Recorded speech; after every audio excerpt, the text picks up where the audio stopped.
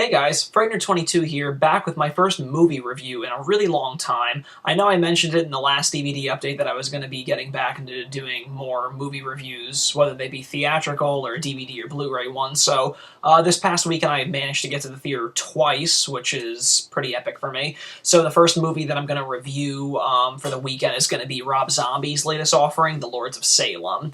Now, I went into this movie with pretty big expectations, because I'm a pretty big Rob Zombie fan, although the last Halloween was not one of my favorites from him. I actually think it was one of the, least favorite horror movies I've seen in theaters in a really long time. But that being said, I've always appreciated Rob Zombie. I love his style. I really like his music. As a person, he's a really charismatic, cool guy. So, yeah, walking into Lords of Salem, I thought it was a real breath of fresh air for him, visually and especially story-wise. So, for those of you that don't know, the movie is basically about a disc jockey who's played, again, by his wife, Sheri Zombie, and she's given this mysterious record from a band called The Lords. And upon playing it, some really weird, kooky shit happens, and it becomes known that she has a bit of a lineage to a coven of witches from 1697, somewhere in and around there. The thing about this movie is, I saw it with my best friend, who's a huge horror movie buff, and when the lights went up, his reaction was just, he didn't even bat an eyelash before he just went into saying that that was probably the worst horror movie he's seen in a theater in a really long time. That was really off-putting to me, because I don't know if I would have been that harsh about it. I kind of felt like I needed to digest the movie a little bit more, but it's not bad. It's very interesting, and that was my response to him, was that the film was interesting, to say the least. If you're looking for a coherent story or something that you can really attach yourself to, and hoping that these characters are really gonna, attach you emotionally to the subject matter, that's not the type of movie that you should be expecting, because what this movie is offering is, it's definitely more style over substance. That's probably the best way to sum this film up, very simplistically. But the thing that really stays ingrained in my mind after it was that just the whole nightmarish imagery that Rob Zombie presented in it. I mean, there's images in this film that are going to stay with me for a long time. Not that they were, like, overly violent, or that they were just, overly something that it's going to scar my, my brain cells for years to come. It's just that he just set a really dreadful tone in the movie, which is definitely a plus, and just the images that he presented in the film were pretty remarkable enough that are going to stay with me. Now, like I said, it's not a film that you're going to latch onto, or, it's this a really overpowering good story, or these characters are just so great that you just, you can't keep your eyes away from the screen. Everybody that's there does what they're supposed to do. Sheri Zombie, I will say, I actually thought that it was her best performance yet in any of Rob's works.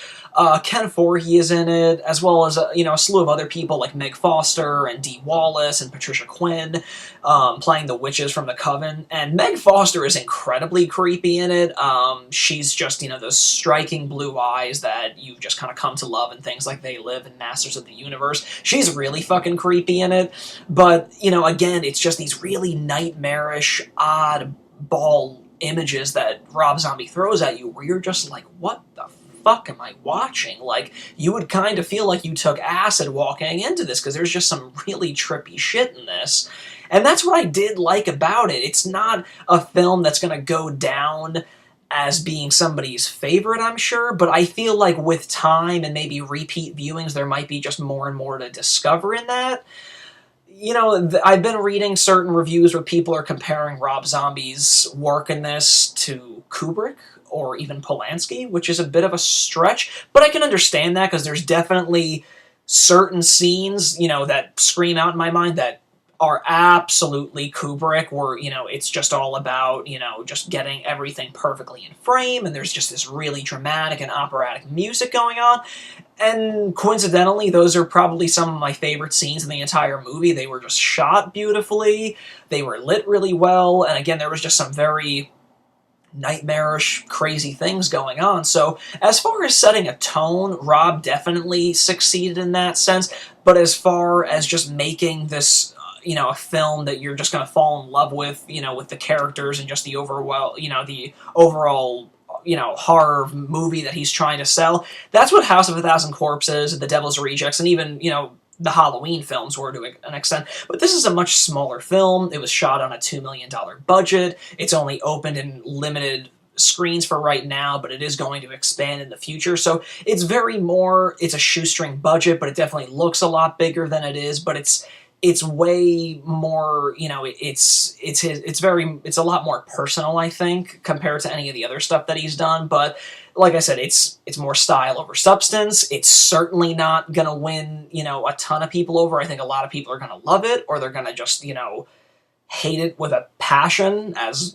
my buddy did. But I'm still willing to say that it's interesting, to say the least, and I think that it's well worth giving it a shot to see what your own opinions are on it. I think any film is worth that much. I don't think that you should just go on reviews, but I have to say that I'm pretty surprised that, a lot of reviews are giving it more favorable and positive reviews than I would have ever expected them to give for a Rob Zombie film. So that's just the weird, clashing of things going on with this film, but all the more reason why more people should get out to the theater and try and hunt down where it's playing so you can see for yourself. But that's just my take on it, so take it for what it is. Thanks again for tuning in to this new movie review, and be sure to stay on the lookout for more of these. I'm definitely going to be happy to be presenting more of them to you, so stay tuned for that. Until then, this has been Frightener22.